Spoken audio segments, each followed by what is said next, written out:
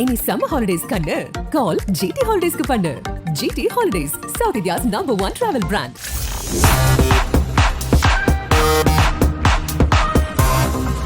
Sports யூனிவர்ஸுக்கு வணக்கம். இது Sathya present sports boundary line show with மொத்தம் பவர்ட் பை ஜிடி ஹாலிடேஸ். நேற்று Punjab Kings vs Rajasthan Royals match நடந்து முடிஞ்சிருக்கு. இந்த மேட்சை பொறுத்த வரைக்கும் ராஜஸ்தான் ராயல்ஸோட அந்த பர்ஃபார்மன்ஸ் அப்படிங்கிறதா ரொம்ப நமக்கு வருத்தம் அளிக்கக்கூடியதாக இருந்துச்சு. ஏன்னா ஃபர்ஸ்ட் ஹாஃபில் ரொம்ப சூப்பராக பர்ஃபார்ம் பண்ணி டேபிள் டாப்பராக போயிட்டு இருந்தாங்க. ஆனால் அந்த செகண்ட் ஹாஃபில் பார்த்தோன்னா லாஸ்ட் 5 மேட்ச்சில் 4 மேட்ச் தோற்று போயிருக்காங்க. அண்ட் இன்னொரு பக்கம் பஞ்சாப் கிங்ஸ் இந்த சீசனை முடிக்கிற சமயத்தில் ரொம்ப அழகாக ரொம்ப சூப்பராக அந்த டேபிள் டாப்பில் இருக்கிற ஒரு டீம் அடித்து ரொம்ப பாசிட்டிவாக போயிட்டு இருக்கிறாங்க.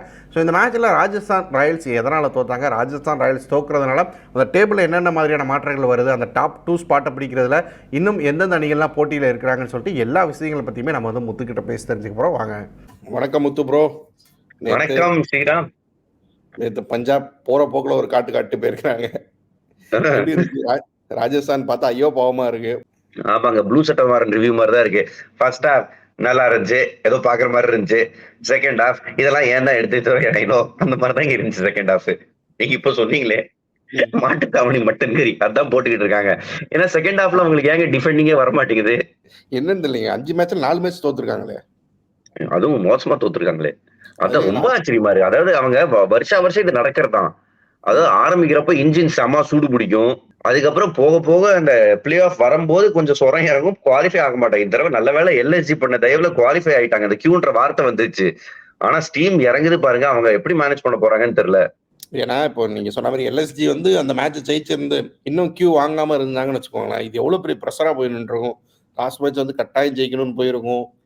ஆமா, அவங்களுக்கு ப்ரெஷரு, மத்த டீமுக்கு எல்லாம் ஹோப்பு அதுவும் அதிகமா இருக்கும்ல. ஆனா அவங்க பேட்டிங் தாங்க டோட்டலி அடிக்கலையே. அதாவது இந்த சீசன் அரௌண்ட் 140 தான், நேத்தோ அரௌண்ட் 140 தான். எவ்வளவு மோசமான பிச்சா இருந்தாலுமே இந்த டார்கெட் அப்படிங்கிறது இந்த சீசன்ல டிஃபெண்டபிளான டார்கெட்டே இல்ல. அந்த 160 சுத்தம். அதாவது சஞ்சு சாம்சனோட எந்த கேம், அதாவது இந்த மாதிரி சஞ்சு சாம்சன் லாங்கர் இன்னிங்ஸ் விளையாடணும்னு நினைக்கிற பிளேயர்ஸ் இங்கதான் மாட்டுவாங்க. அதாவது இந்த மாதிரி கண்டிஷன்ஸ்ல உங்களுக்கு 160 வேணும். ஆப்போசிட்ல இருக்கிற பிளேயருக்கு படல பேட்ல. அவரு ஒரு டெபியூட்டன்ட் டாம் கூலர் கேட்மோர் உலகத்துல இருக்க எல்லா லீக்ஸ்லயும் ரன் அடிச்சிருக்காரு. பட் ஐபிஎல்ல டெபியூ பட்லர் மாதிரி ஒரு பிளேயரை ரீப்ளேஸ் பண்றாருன்னா ப்ரெஷர் இருக்கு. அண்ட் வந்த உடனே இந்தியன் பிட்ச்ல அடாப்ட் பண்ணு அப்படின்னு சொன்னா ரொம்ப கஷ்டம். எந்த ஃபாரின் கிரிக்கெட்டருக்கும் கஷ்டம். அவர் இங்கிலாந்துல இருந்து வராரு. ஸோ இந்த மாதிரி கண்டிஷன்ஸ்ல பாகிஸ்தான்ல நிறைய விளையாடி இருக்காரு பிஎஸ்எல்ல. பட் இந்த கண்டிஷன்ஸ்ல அடாப்ட் ஆகிறது கொஞ்சம் டைம் கொடுக்கணும், நர்வஸ்னஸ் இருக்கும். ஸோ அந்த டைம்ல ஆப்போசிட்ல இருக்கிற டேக் ஆன் பண்ணா அவருக்கு கொஞ்சம் ப்ரெஷர் ஈஸ் அவுட் ஆகும். பட் இங்க சஞ்சு சாம்சன் லாங்கர் இன்னிங்ஸ் விளையாடணும்னு நிக்கிற ஆளு கடைசியில இதுவும் நடக்காம அதுவும் நடக்காம நடுவில் மாட்டிக்கிட்டாங்க. யாசஸ் வீக்குமே இந்த சீசன் பெருசா ஃபுல் பாசிட்டிவான ஒரு சீசனா இல்ல. அவருமே ஸ்ட்ரகிள் பண்றாரு. அப்படிங்கிறப்போ எப்படி அந்த பார்ட்னர்ஷிப் ஒரு காம்ப்ளிமெண்ட் பண்ணி ஆடுவாங்க அப்படிங்கிறதுமே டவுட்டா தான் இருக்கு. ஓப்பனர் வராங்க. இதுக்கு முன்னாடி ஒரு மேட்ச்ல பட்லர் ஆடாதப்போ தனுஷ் கோட்டியான்னு ஒரு பிளேயர் இருக்காரு போலயே, சிம்பு எல்லாரையும் கூட்டு வராங்க. அந்த மாதிரி அவரை ட்ரை பண்ணி அவருமே பெருசா ஒர்க் அவுட் ஆகல. ஒரு மேட்ச் தான் ட்ரை பண்ணாங்க, அதுக்கப்புறம் சான்ஸ் எதுவும் கொடுக்கல. இந்த மேட்ச் இவரை ட்ரை பண்ணி இருக்காங்க.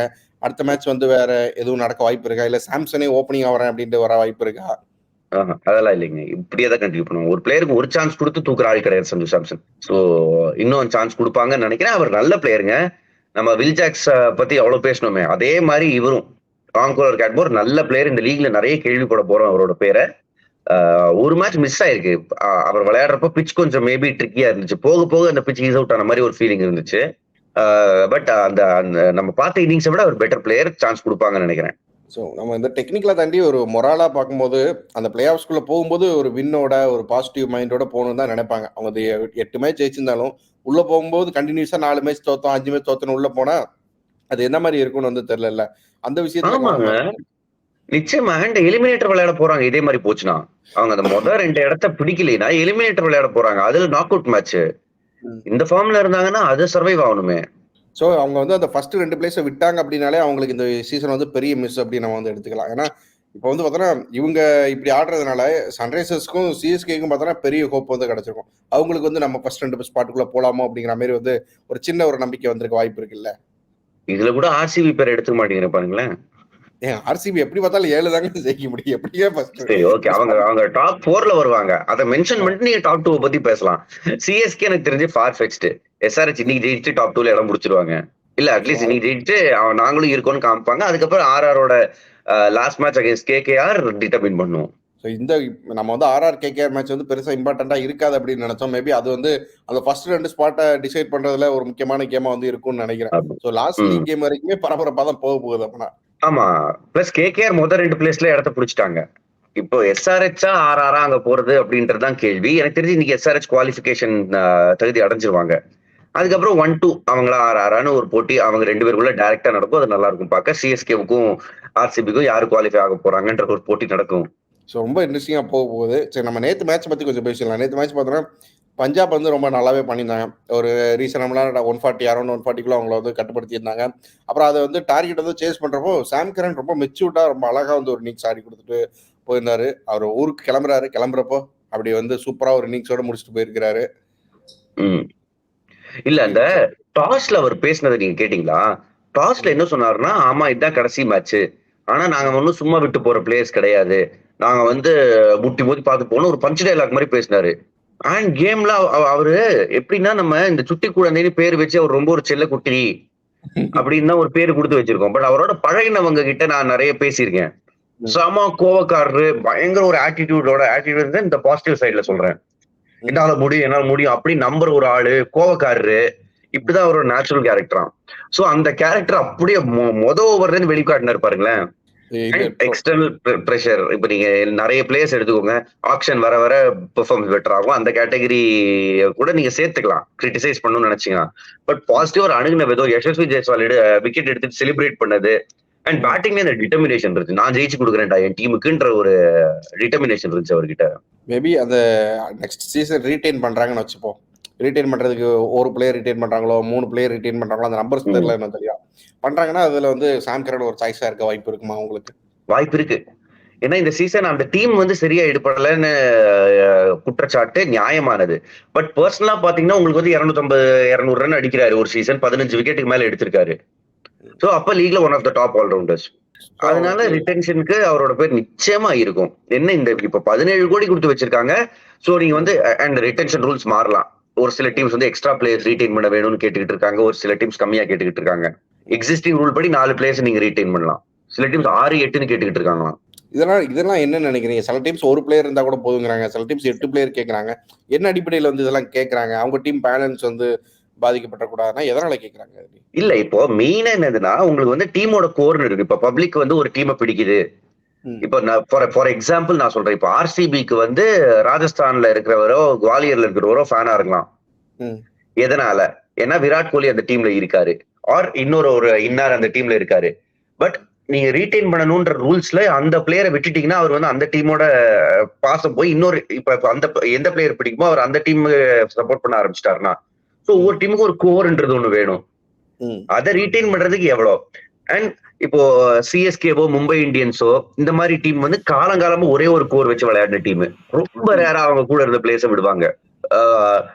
சோ அவங்களுக்கு வந்து இந்த கோரை ரீடைன் பண்றது ரொம்ப முக்கியம். வேற இது பஞ்சாப் கிங்ஸே நீங்க எடுத்துக்கோங்களேன், எவ்வளவு 17 சீசன்ல ஒரு தடவை ஃபைனல் வந்திருக்காங்க.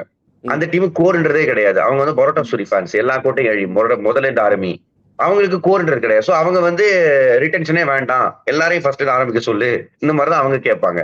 இதுக்கு நடுவுல கமிட்டி வந்து ஒரு பேலன்ஸை ஸ்ட்ரைக் பண்ணும். இன்ட்ரெஸ்டிங்கா இருக்கும் அடுத்த சீசன்லாம் அப்படிங்கறத சொல்றீங்க. பஞ்சாப்னா ஒரு கோரர் அந்த டீம் பண்ணதான் இவ்வளவு வருஷத்துல வந்து நிறைய பிளண்டர். இப்போ ஒரு டீம் இருக்கு, இதுல இவங்க தான் கோர், இவங்களை பிடிச்சிட்டு நீங்க வந்து தப்பிச்சுக்கோங்க அப்படின்னு நீங்க சொல்றீங்க அப்படின்னா, இந்த கோரை தக்க வச்சுக்கோங்கன்னா எந்த பிளேயர்ஸை சொல்லுவீங்க? ஒரு 3 பிளேயர்ஸ் எந்த டீம்ல கேக்குறீங்க? பஞ்சாப்ல எனக்கு வந்து 2 பிளேயர்ஸ் தான் தெரியுறாங்க. அப்போ Sam Curran and Harshal Patel, sorry Sam Curran and Arshdeep Singh.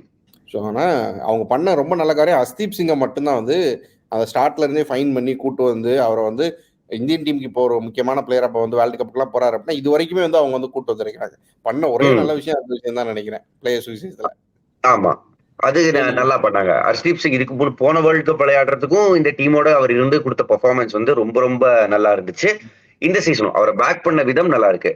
And எப்பவுமே ஒரு லோக்கல் பிளேவர் எடுத்துட்டு வராரு இல்லைங்க. நமக்கு பிடிக்கிற இப்ப நம்ம ரெப்ரசென்ட் பண்ற சென்னை சூப்பர் கிங்ஸ்ல மிஸ் பண்ற இந்த விஷயம் நம்ம பசங்க இல்லையே. பட் அந்த டீம்ல அதெல்லாம் நல்லா அட்ரஸ் பண்ணிருக்காங்க இந்த சீசன்.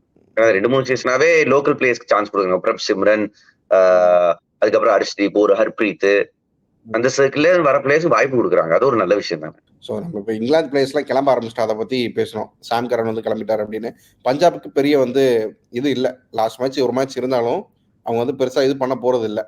இல்ல அடுத்த டீம்ல விளையாடுறது, அடுத்த மேட்ச்ல விளையாடுறது 11 பேர் இருக்காங்களான்னு நான் யோசிச்சுக்கிட்டு இருக்கேன். ரபாடா ஏற்கனவே போயாச்சு, பேர்ஸ்டோ இவரும் இப்ப கிளம்பிடுவாங்க, லிவிங்ஸ்டன் போன மேட்சே கிளம்பிட்டாரு. ஸோ வந்து அது கொஞ்சம் நீங்க சொல்ல ஒரு ட்ரிக்கியான விஷயம் தான், இருந்தாலும் பரவாயில்ல. பட் இருந்தாலும் மற்ற டீம்ஸ் பார்த்தோன்னா ராஜஸ்தான் பார்த்தோன்னா பட்லர் இல்ல, பிக் மேட்ச் பிளேயர். பிளேஆஃப்ஸ்ல போய் அவர் வந்து ஒரு செஞ்சுரி கூட அடிச்சு கொடுப்பாரு, அந்த மாதிரி ஒரு பிளேயர் மேட்ச் அவர் இல்ல. அது பெரிய ஸ்ட்ரகிளா இருக்கு பாக்குறோம். சிஎஸ்கேல பார்த்தோன்னா மொயின் அலி இருக்க போறது இல்ல பிளே ஆஃப்ஸ்க்கு உள்ள போனா. ஸோ அது ஒரு முக்கியமான விஷயமா இருக்கும். என்ன ஒரு பாசிட்டிவ்னா சிஎஸ்கே வந்து மொயின் அலி இந்த சீசன்ல சரியா வந்து யூஸ் பண்ணிக்கல, அதனால வந்து தப்பிச்சிருவாங்கன்னு நினைக்கிறேன். நீங்க என்ன நினைக்கிறீங்க இந்த இங்கிலாந்து பிளேயர் சொல்ல போறது? பில் சால்ட் போறாரு அங்க, சுனில் நரேனோட பார்ட்னர். ஸோ அது ஒரு கொல்கத்தாவுக்கு ஒரு இதுவா இருக்கும். ஸோ இதெல்லாம் வச்சு நீங்க என்ன நினைக்கிறீங்க? என்ன நிச்சயமா இதெல்லாம் எல்லா டீமுக்கும் பெரிய ஒரு லாஸ் தான். மொயின் அலியை பத்தி நீங்க சொன்னதோட நான் அப்படியே ஒத்து போறேன். அதே மாதிரிதான் இருக்க போகுது. ஏன்னா ரொம்ப பெருசா யூஸ் பண்ணல. போன மேட்ச் கொஞ்சம் நல்லா விளையாடினார் மொயின் அலி, பட் பெருசா போலிங்லயும் யூஸ் பண்ணல. ஃபீல்டிங்ல அவரே யூஸ் பண்ணாரு. எல்லா மேட்சும் தான் இயற்கையான காமிக்கிறதுக்காக ஒரு பர்ஃபார்மன்ஸ் ஃபீல்டிங்ல ஒன்று கொடுத்தாரு. ஸோ சிஎஸ்கேவுக்கு எனக்கு தெரிஞ்ச அவ்வளவு பெரிய லாஸ் கிடையாது. பட் ஃபில் சால்ட் என்னமா ஆடி இருக்காரு அந்த டீமுக்கு, அது ஒரு லாஸ். இன்ஃபேக்ட் போன மேட்ச் ஃபில் சால்ட் இல்ல, குர்பாஸுக்கு ஒரு வாய்ப்பு கொடுக்கலாமா அப்படின்னு அவங்க யோசிச்சிருப்பாங்க. அது மழையினால போச்சு. சோ குர்பாஸ் வந்து நேற்றுக்கு டாம் கோலர் கேட்மோர் ஆடின மாதிரி அதே மாதிரி ஒரு இன்னிங்ஸ் ஆட போறாரா, அப்படி ஆடினா அந்த டீமுக்கு லாஸ். அப்ப அதுக்கு அவருக்கு பதிலா ஓப்பனிங்ல ஏற்கனவே நல்லா பண்ண வெங்கடேஷ் ஐயர், சுனில் நரேனோட ஆட வைக்கணுமா யோசிப்பாங்க அவங்க. ஸோ பில் சால்ட் அப்படிங்கிறப்போ வந்து அவரோட ஸ்ட்ரைக் ரேட் 180 தான் ஆடி இருக்காரு. 180 பிளஸ் ஸ்ட்ரைக் ரேட் தான். சீசன் ஃபுல்லாக பார்த்தோன்னா 450 பிளஸ் ரன்ஸ் அடிச்சிருக்காரு. இதை அப்படியே ரீப்ளேஸ் பண்றது அப்படிங்கிறது எனக்கு தெரிஞ்சு அந்த டீம்ல இருந்து யாராலுமே ரீப்ளேஸ் பண்ண முடியாதுன்னு நினைக்கிறேன். ரசலை கூட்டம் வந்து ஓப்பனிங் இறக்குனாலும் வந்து அவர் அந்த ஸ்பாட்ல என்ன பண்ணுவார் அப்படிங்கிறது தெரியல. ஸோ அந்த அளவுக்கு வந்து ஒரு முக்கியமான இடமா இருக்குது. என்னதான் பண்ண போறாங்க? ஏன்னா இந்த விக்கெட் கீப்பர் ஸ்லாட்டையுமே இது பண்ணணும் இல்லையா? ஆமா ஆமா. ஏன்னா இப்போ வெங்கடேஷ் விளையாட வச்சுட்டு வேற ஒரு பிளேயரை கூட எடுக்கலாம் நீங்க. ஏன்னா அவர் ஓப்பனிங் நல்லா பண்ணியிருக்காரு இந்த டீமுக்கு இந்த பாஸ்ட். அது ஒரு ஆப்ஷன் இருக்கு. பட் குர்பாஸுக்கு தான் ஃபர்ஸ்ட் சான்ஸ் இருக்கு. ஏன்னா விக்கெட் கீப்பிங் ஸ்லாட்டை நீங்க ஃபில் பண்ணி ஆகணும். ஸோ டைரக்ட் ரீப்ளேஸ்மெண்டா குர்பாஸ் வருவதற்கான வாய்ப்பு தான் நிறைய இருக்கு கேகேஆரை பொறுத்தவரை. தாண்டி கேஎஸ் பரத் மாதிரியான பிளேயர்ஸ்லாம் இருக்கிறாங்க. பட் எந்த அளவுக்கு சான்ஸ் இருக்கும், இல்லை அவங்களால ஃபிட்டின் ஆக முடியுமா அப்படிங்கிறதுமே டவுட் தான். ஆமாங்க, கேஎஸ் பரத் வந்தாலும் உங்களுக்கு ஓபன் பண்ண சான்ஸ் கொடுப்பாங்களான்னு தெரியல. அதுக்கு வெங்கடேஷ் பெட்டர். ஏன்னா அவர் ஓப்பனிங்ல ப்ரூவ் பண்ணியிருக்காரு. ஸோ வெங்கடேஷ் ஒரு பெட்டர் சாய்ஸா இருப்பாரு. அந்த இவரோட ஸ்ட்ரைக் ரேட் ஆல்மோஸ்ட் வாட்ச் பண்ற மாதிரி கொஞ்சம் அதிரடியா ஆடக்கூடிய பிளேயராகவும் இருப்பாரு. குர்பாஸ் தாங்க ஃபர்ஸ்ட் சாய்ஸ். ஏன்னா குர்பாஸ் நீங்க விளையாட்டீங்கன்னா அவரை வேற எங்கேயுமே விளையாட வைக்க முடியாது. ஓப்பனிங்ல அவரும் வந்து மேட்ச் ஜெயிச்சு கொடுக்க முடியும். நல்ல பிளேயர். இன்ஃபேக்ட் ஃபில் சால்ட்டே என்ன ரீப்ளேஸ்மெண்ட் பிளேயரா வந்தவர். குர்பாஸ் போன வருஷம் ஓப்பனர் அவங்களுக்கு. ஃபில் சால்ட் யாருக்கு ஜேசன் ராய்க்கு பதிலா வந்தார் சீசன்ல. வந்து ஒரு காட்டு காமிச்சிட்டு போயிட்டாரு. சூப்பரான ஒரு பெர்ஃபார்மன்ஸ் கொடுத்துட்டு போயிருக்காரு. ஸோ நம்ம இதெல்லாம் என்ன பண்றாங்கன்னு நம்ம முழுமை வெயிட் பண்ணி பார்க்கலாம். போக சீசனும் இன்ட்ரெஸ்ட் ஆகிட்டு இருக்கு. இன்னைக்கு வந்து பார்த்தோன்னா சன்ரைசர்ஸுக்கும் ஜிடிக்கும் மேட்ச் இருக்கு. சன்ரைசர்ஸ்க்கு ஒரு முக்கியமான மேட்ச், ஜிடிக்கு வந்து அந்த போற சமயத்துல ஒரு பாசிட்டிவா முடிச்சுட்டு போகணும் அப்படிங்கிற மாதிரியான ஒரு மேட்ச். எப்படி ஹைதராபாத்ல வச்சு இருக்குது. லாஸ்டே பார்த்தோன்னா குஜராத் வந்து பெரிய ஹை ஸ்கோரிங் கேமை வந்து சிஎஸ்கே அடிச்சுட்டு வந்தாங்க. நல்ல ஃபார்ம்ல டச்ல இருக்கிறாங்க. இங்க பார்த்தோம்னா சன்ரைசர்ஸ் அவங்க ஹோம் கிரவுண்ட்ல அவங்க தான் வந்து கிங் அப்படிங்கிற மாதிரி இருக்கிறாங்க. இந்த ரெண்டு பேரோட அந்த கிளாஸுமே நல்லா இருக்கும்னு நினைக்கிறேன். சன்ரைசர்ஸ்க்கு ரொம்ப முக்கியம் இந்த மேட்ச் ஓவராலா பார்த்தோம்னா. நிச்சயமா ஓவராலா அவங்க குவாலிஃபிகேஷன் அந்த தகுதி பெற இது ஒரு முக்கியமான மேட்ச். அந்த கியூன்ற வார்த்தை வரும் அவங்க ஜெயிச்சாங்கன்னா அப்படின்றப்ப முக்கியமான மேட்ச். அவங்க தான் ஃப்ரண்ட் ரன்னர்ஸ். பட் குஜராத் ஆச்சரியப்படுத்துவாங்களா, அதுதான் தலைப்பு செய்தியே இருக்க போகுது. இந்த டீம் இது வரைக்கும் 4 தடவை விளையாடி இருக்காங்க. முதல் தடவை எஸ்ஆர்ஐ ஜெயிச்சாங்க. அடுத்த 3 தடவையும் ஜிடி தான் ஜெயிச்சிருக்காங்க. இந்த சீசன் கூட ஃபர்ஸ்ட் தடவை அவங்க விளையாடினப்போ ஜிடி வின்னு. பட் அப்ப டிராவிஸ் ஹெட் எல்லாம் விளையாட வைக்கலன்னு நினைக்கிறேன். எஸ்ஆர்எஸ் அந்த பழைய காம்பினேஷன் ட்ரை பண்ணிட்டு இருந்தாங்க, இது ஒர்க் ஆகுமா அது ஒர்க் ஆகுமா அப்படின்னு.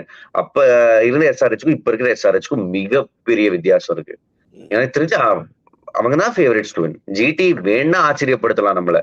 ஸோ யாரை எக்ஸ்பெக்ட் பண்றீங்க? எந்த பிளேயர் எக்ஸ்பெக்ட் பண்றீங்க? ஜிடில இருந்துமே சரி, எஸ்ஆர்ஹெச்ல இருந்துமே சரி, மேட்ச் வின்னர்ஸா இருப்பாங்கன்னு ரொம்ப யூஸ் சொல்லுங்க. சுப்மன் கில் இந்த பக்கம், Travis Head or Abhishek Sharma இந்த பக்கம். சாரி, அபிஷேக் சர்மாவை நான் பிக் பண்றேன். ஏன்னா ராஷித் கான் ரொம்ப நல்லா விளையாடி இருக்காரு அவரு. லாஸ்ட் சீசனும் சரி, இந்த சீசன் நடந்த முதல் மேட்ச்லயும் சரி, ராஷித் கான் ரொம்ப அழகா அவர் அந்த அது வரைக்கும் இருந்தாருன்னா எஸ்ஆர்ஹெச் தான் மேட்ச் ஜெயிக்கும். பட் அபிஷேக் சர்மா முக்கியமான பிளேயர். நீங்க ஒன்று கவனிச்சிங்களா, நம்ம இந்த வாட்டி யங்ஸ்டர்ஸ் பெர்ஃபார்ம் பண்ற யங்ஸ்டர்ஸ் எல்லாம் ஓப்பனிங்ல பெர்ஃபார்ம் பண்ற யங்ஸ்டர்ஸ் லெஃப்ட் ஹேண்டர்ஸா இருக்கிறாங்க. இந்தியாவுக்கு அந்த லெஃப்ட் ஹேண்டர் அப்படிங்கிற பிரச்சனை இருந்துச்சு. ரொம்ப கம்மியான லெஃப்ட் ஹேண்டர்ஸ் தான் இந்தியா வந்து கொண்டு போறாங்க பெரிய டோர்னமெண்ட்ஸ்க்குலாம். இதாடி பார்த்தோன்னா அபிஷேக் சர்மா நல்லா பண்றாரு. இங்க சாய் சுதர்சன் நமக்கு நல்லா பண்றாரு அங்க. அப்புறம் நேற்று அபிஷேக் புரல் அவரு நல்லா பண்றாரு அப்படிங்கிற மாதிரி லெஃப்ட் ஹேண்டர்ஸ் ரொம்ப நல்ல நிறைய லெஃப்ட் ஹேண்டர்ஸ் இந்த சீசன்ல ஃபைண்ட் ஆயிருக்கிறாங்களோ. இவங்க வந்து நல்லதுங்க, ரொம்ப ரொம்ப நல்ல விஷயம். நீங்க சொன்ன மாதிரி இந்தியன் கிரிக்கெட்ல வந்து ஏன்னா ராகுல் டிராவிட் எஸ்பெஷலி கோச்சா இருக்கும்போது அவர் நிறைய லெஃப்ட் ஹேண்டர்ஸ் வேணும் அப்படின்னு ஆசைப்பட்டவர். ஏன்னா பெரிய பெரிய டோர்னமெண்ட்ல லெஃப்ட் ஹேண்ட் இல்லாம மாட்டிப்போம். ஒரு ரிஷப் பண்ட் மட்டும்தான் இருப்பாரு உங்களுக்கு லெஃப்ட் ஹேண்ட் ஆப்ஷனா ஒரு மேட்ச் வின்னரா. இவங்க எல்லாருமே ஃபியூச்சர் இவங்க தானே. இன்னும் லைக் ஒரு 2-3 இயர்ஸ் டவுன் த லைன் இவங்க தான் மெயினா இருக்க போறாங்க டீம்ல. அப்ப ரொம்ப ரொம்ப நல்ல விஷயம் இவங்க வர்றது. இந்த மாதிரி நிறைய விஷயங்கள் நம்ம வந்து அடுத்தடுத்து பேசுவோம் அந்த ஐபிஎல் பத்தி. ஒரு கிளைமேக்ஸ்க்கு வந்து சொல்லலாம். இன்னும் ஒரு சில மேட்சஸ் தான் இருக்கு. யார் வின் பண்ண போறாங்க, டைட்டில் அடிக்க போறாங்கலாம் பாக்குறதுக்கு ரொம்ப இன்ட்ரெஸ்டிங்கா போகுது. ஃபாலோ பண்ணுவோம், நிறைய விஷயங்கள் பேசுவோம். Thank you Muthu. Thank you so much. Thank you Sriram. Thank you.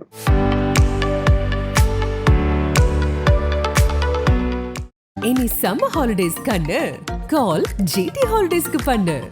GT holidays, South India's number 1 travel brand.